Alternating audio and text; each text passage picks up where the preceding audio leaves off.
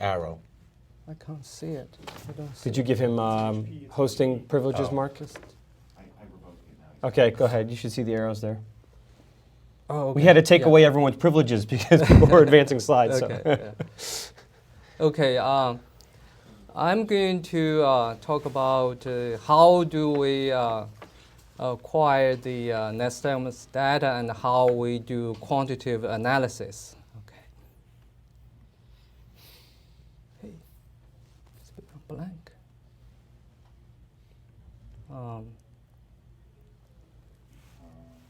Okay. It's coming. Yeah, it's coming. Okay, I'm going to, yeah, it takes a little bit of time to get this displayed.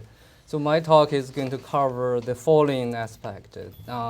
For those who are prepared to buy equipment, we'll have a section talk about the equipment selection and talk about the clinical test design, clinical test troubleshooting, and clinical diagnosis, and quantitative data analysis. And maybe also mention the nystagmus acute function and the clinical visual acuity.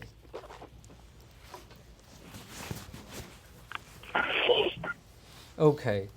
After more than 20 years working in this field, we have used the EOG and it's advanced too quick, and goggle and helmet VOG and head fixed VOG, and also the magnetic coil system. After all these years, we realized that this VOG with remote camera is the best. It's now has least invasive factors, and we are using this remote controlled camera for the daily nystagmus eye movement recording.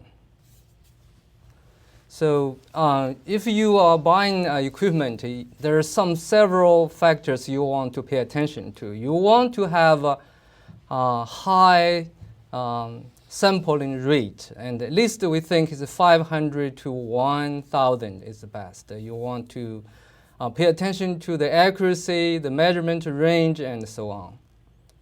And for example, if your sample rate is only 100 hertz, that means you take one data point every 10 milliseconds. Then you will not getting the real movement, and you will miss many small movement. Okay, and for the clinical test, oh, that's too fast. This way it's just showing too fast. Not let me to do the real. First test we usually do is display the fixation dot horizontally to get a horizontal null position, and also display the dot vertically so you can get a vertical null.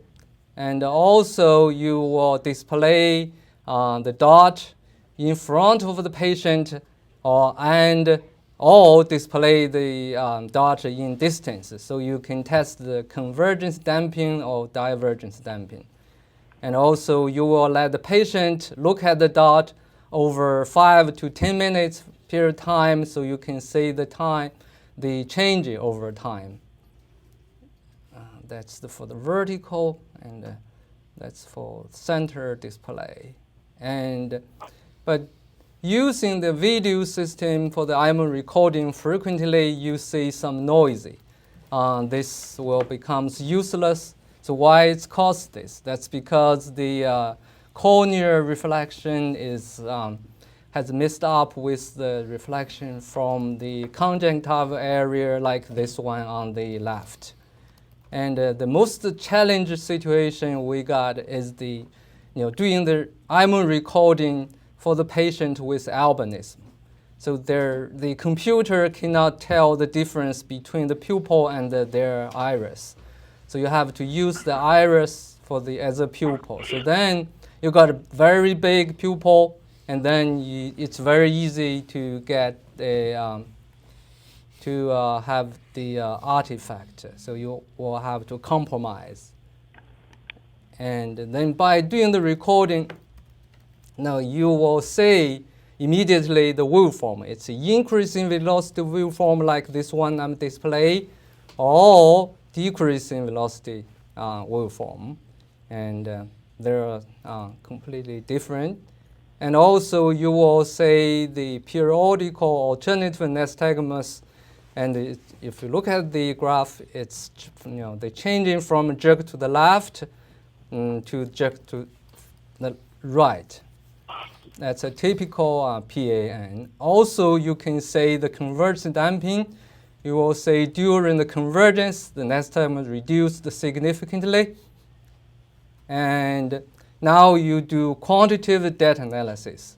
We got help, dramatic help from Dr. Lou Deloso. We used the NAFX for many years. I have gone to his lab for many times to learn it. Every time I went there, I learned a lot. Okay, and then we realized that dealing with 10 to 15 patients per week, there's too many patients to handle using the NAFX. Then we developed our own program we called Automated Nystagmus Acuity Function, ANAF. It's basically does the same thing, and it's comparable to Lou Deloso's NAFX. And finally, we use our ANAF, do the data analysis, and compare the nystagmus acuity function to the clinical function. We can see the trend, but it's because each patient has different situation. Their sensory deficit is hard to evaluate. So it's not having a very good R-square value. Thank you very much. That's all my talk. Thanks, Dr. Yang. I would say that the combination of these two presentations have really summarized a lot about what we know regarding the neurophysiology and the evaluative techniques. And I think that what's been my experience is that it's been very difficult, almost sometimes obstructive, to try and say that we need this kind of evaluative process as part of our clinical routine. We've been able to incorporate this process into the routine evaluation of our patients. And so as Dr. Yang was mentioning, maybe 15, sometimes 20 patients a week, we can see and evaluate with electrophysiology, and I'm incorporated into a routine office eval. And we find that there's a general resistance to the incorporation of some of the modern techniques in evaluation of the visual system in the pediatric population as opposed to the adult population, which readily accept the introduction of new electrophysiological techniques. I wonder what the panel's experience has been regarding the use of additional type of electrophysiologic investigation in their pediatric populations and what that's been like for them to either use it themselves, try and get it introduced, talk about it in that way.